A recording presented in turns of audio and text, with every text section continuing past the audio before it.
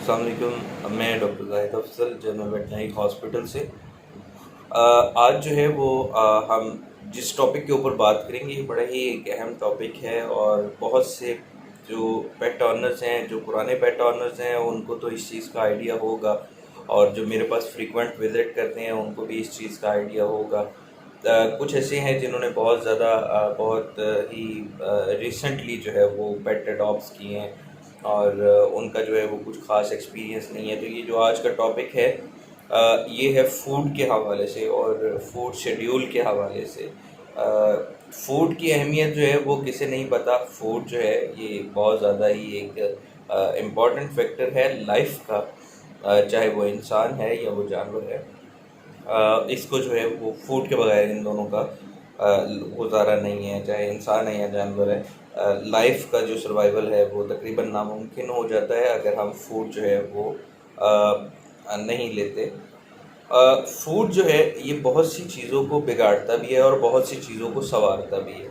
तो फूड जो है उसकी सिलेक्शन बहुत ज़्यादा इम्पॉर्टेंट है। हमें जब हम अपने इलाज के लिए डॉक्टर के पास जाते हैं तो सबसे पहले जो है वो हमें गाइडेंस देते हैं कि जी ये चीज़ें इस्तेमाल करें, ये चीज़ें ज़्यादा इस्तेमाल करें, ये चीज़ें कम इस्तेमाल करें। दैट्स मीन के बॉडी के अंदर जितने भी फंक्शंस हो रहे हैं वो डायरेक्टली और इनडायरेक्टली फूड से रिलेटेड है। तो इसमें जो है वो हम जो डिस्कस करेंगे वो बेसिकली हम फूड की क्वालिटी को डिस्कस करेंगे। कौन से फूड्स जो हैं वो आप अपने कैट को, अपने डॉग को जो है वो दे सकते हैं और वो उनका जो शेड्यूल है वो किस हिसाब से जो है वो आपको रखना चाहिए।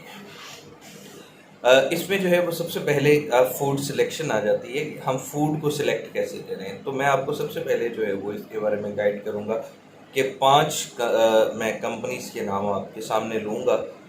ये वो 5 कंपनीज़ हैं जिनके फूड्स जो हैं वो इस वक्त रिलायबल हैं, जो कि मोस्टली इनकी जो है वो कोई ऐसा कंप्लेन नहीं आती।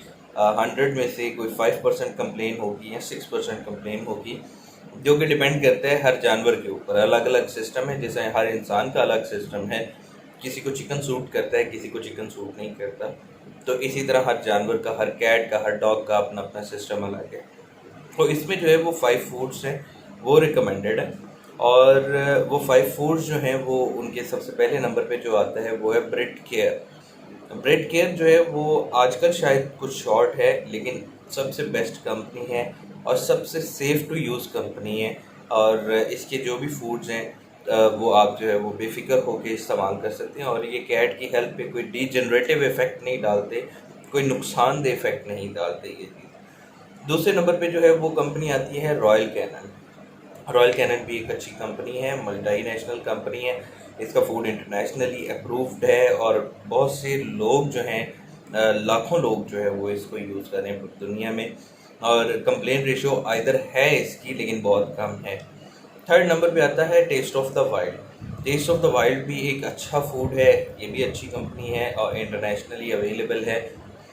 फोर्थ नंबर पे है न्यूट्रा गोल्ड, जो कि सेम ब्रिट वाले जो मतलब है डायमंड कंपनी वो इंपोर्ट करवाती है इसको। ये डायमंड का है बेसिकली। तो न्यूट्रा गोल्ड जो है ये भी बहुत बेहतरीन फूड है। और नंबर 5 पे आता है रिफ्लेक्स।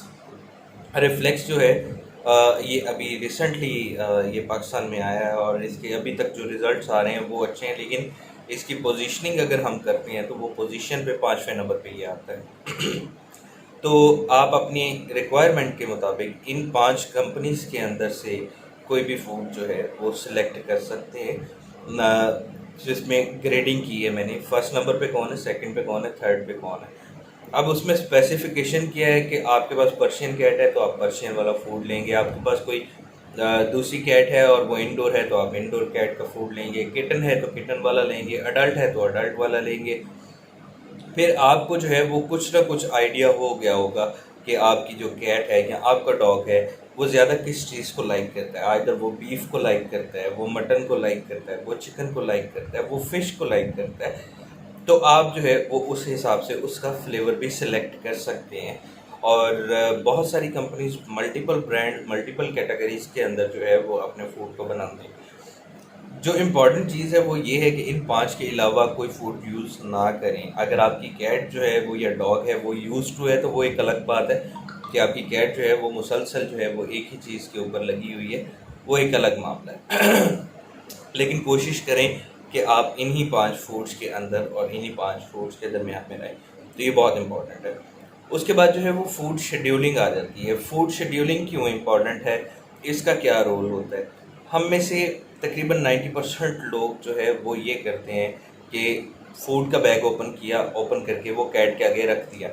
अब कैट का जब दिल कर रहा है वो खा रही है, वो सुबह भी खा रही है, वो 2 घंटे बाद फिर आ रही है, फिर खा रही है, फिर 3 घंटे बाद आ रही है, फिर खा रही है।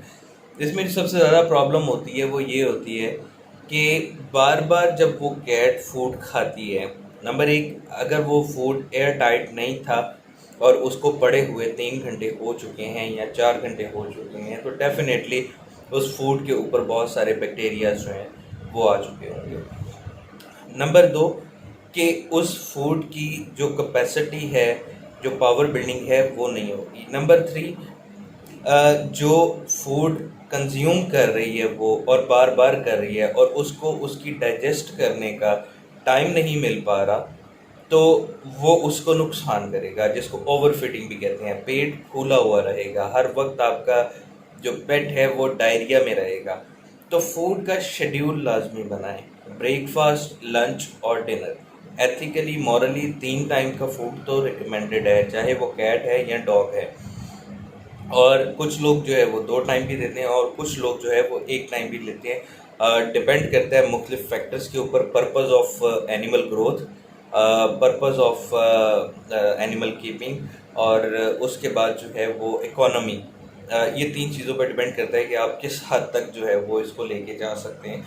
तो फूड का शेड्यूल रखें, ब्रेकफास्ट, लंच और डिनर 3 टाइम फूड दें और दरमियान में 5 से 6 घंटे का गैप लाजमी रखें, ताकि जो है वो कैट अपने फूड को प्रॉपर्ली, या डॉग जो है वो अपने फूड को प्रॉपर्ली डाइजेस्ट कर सके।